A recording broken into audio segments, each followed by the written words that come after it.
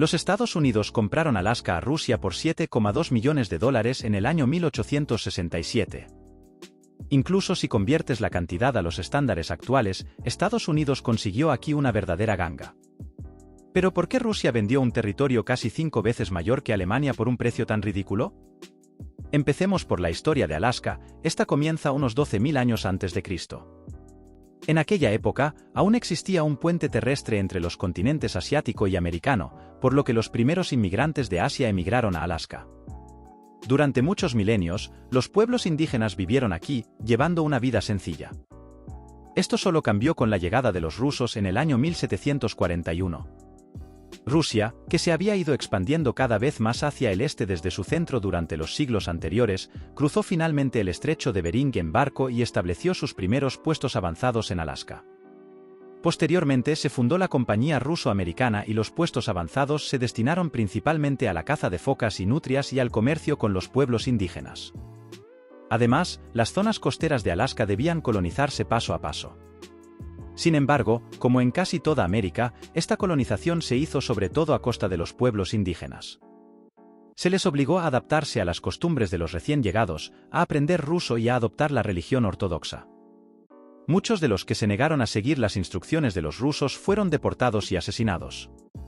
Aunque la colonización de Alaska pareció inicialmente útil para los rusos, la provincia nunca fue realmente rentable. Esto se debió principalmente a la enorme distancia que la separaba de Moscú y San Petersburgo y a la aparentemente interminable ruta de transporte. En aquella época era imposible ir de San Petersburgo a Alaska en barco. En aquella época aún no se había descubierto el paso del noroeste a través de América. Esto significaba que solo quedaba la ruta por tierra hasta la costa del Pacífico y la travesía del mar de Bering en barco, pero el declive del comercio de pieles debido a la caza intensiva hizo que Alaska fuera cada vez menos importante para Rusia. Sin embargo, la llegada de otras grandes potencias europeas, como los españoles y los británicos, también supuso una competencia para los rusos en Alaska. Los rusos temían sobre todo a los británicos, que estaban construyendo su imperio mundial.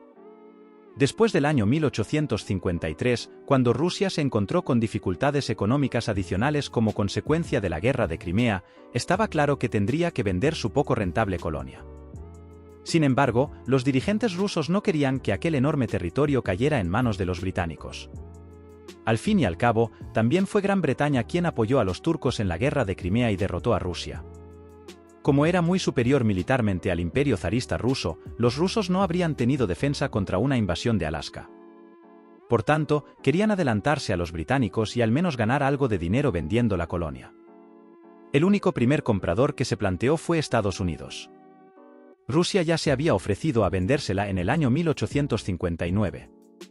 Sin embargo, Estados Unidos estaba tan desgarrado internamente por la guerra civil americana en aquel momento que la compra siguió retrasándose. Sin embargo, los estadounidenses tenían los mismos objetivos que los rusos. Después de que los británicos se pusieran del lado de los estados secesionistas del sur en la guerra civil, Estados Unidos quería evitar a toda costa una mayor presencia británica en el continente americano. En el año 1867, se reanudaron las negociaciones entre ambas partes y finalmente se llegó a un acuerdo.